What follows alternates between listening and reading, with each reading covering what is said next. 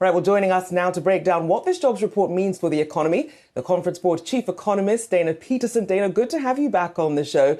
So obviously, you've got the headline numbers, but what are you focusing on when you sort of look behind those headline numbers?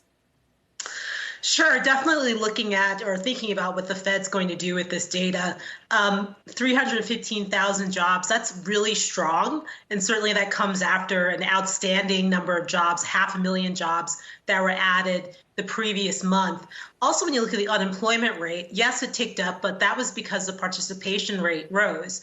And when you break down the participation rate, the rate for prime age workers, that's persons between 25 and 54, is rising, and it's getting closer and closer to the pre-pandemic level. So that's certainly constructive for the labor market.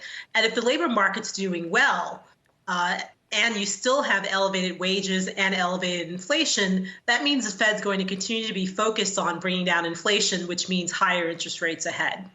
Dana, what do you think this means for the Fed September meeting? Because it looked like at least the initial reaction was that, hey, maybe the Fed would be a little bit more dovish than the markets had initially expected. But now we're looking at losses of just around 300 points in the Dow here in the final hour of trading. So do you expect the Fed then to stay very hawkish? I think the Fed's going to stay hawkish. I mean, again, when you look at the average hourly earnings data, it's kind of plateaued, but above 5% year on year. That's very elevated. And sure, the Fed is going to be concerned about a wage price spiral forming. And certainly when you look at the PCE deflator and the CPI, we'll get another CPI reading in a couple of weeks. All those indicators are suggesting that inflation is not coming down that quickly. And so we think the Fed is going to remain hawkish and maybe go 75 basis points at the September meeting. I want to get your thoughts on the black workers' unemployment rate increased. It decreased for white workers. It's now double in the black community. Any thoughts on causation?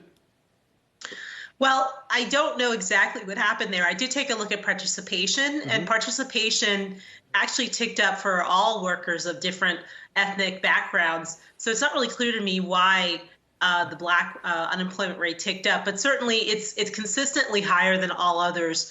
But notably, it has come down very materially since the worst of the pandemic. And certainly, I think, the way the Fed would look at it is that, look, we're going to have some pain here in terms of unemployment. And unfortunately, minority workers are probably going to feel the brunt of this.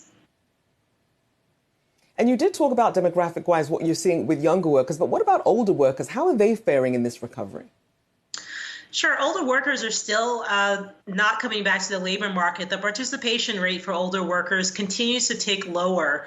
Those are folks who are 55 and older, and that's because we're still seeing a lot of people retire. Some of them are retiring early, and that's really not going to go away. Even if we didn't have a recession, we're still expecting that you're going to see these big labor shortages because we have an aging population. Just think about it. Now you have roughly 2.5 younger workers per retired worker. Before it used to be 5, and that's only a couple of decades ago. So we're not seeing the older workers come back, and they probably won't. Dana, wages certainly moderating, average hourly earnings up 0.3%, so slower rate of growth there. What do you think, or how do you think this sets us up heading into that next inflation report? Sure. When you dig beneath the surface, a number of industries are seeing we've already seen a peak in wage growth, year-on-year wage growth. The industries that are still seeing increases include healthcare and information. But all in all these measures are very, very high.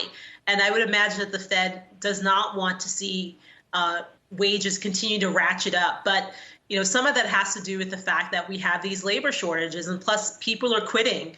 And that's even though the overall economy is slowing in terms of domestic demand, we still have a very strong labor market, and that's going to fuel wage gains here.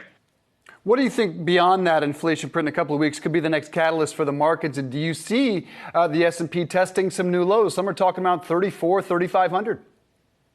I mean, it's entirely possible. I think, markets are expecting that the Fed's probably not going to raise rates as high as they're saying. A number of Fed officials had said, look, we're going to go into restrictive territory. We might even go above 4% in terms of the Fed funds rate. And we're going to keep the rate elevated wherever we stop for quite some time, maybe through the end of next year. So until markets believe that, the market's probably going to continue to be surprised every time the Fed and Fed officials do what they say. And Dana, I want to ask you about layoffs. Obviously, we saw that first start with a lot of these big tech companies, but you're saying that that we may have a job full recession and that we might not see perhaps massive layoffs. What are you watching there? Sure, we're certainly watching the JOLTS data, and the JOLTS data give you an idea of how many job openings or vacancies there are. And in the last report that we received earlier this week, we still have tons of job openings, especially in those in-person services like hotels and restaurants and healthcare and warehousing and transportation and even some manufacturing.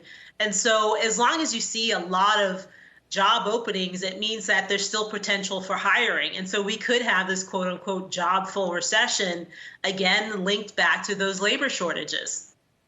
Conference Board Chief Economist Dana Peterson, great to have you. Have a wonderful weekend. Thanks.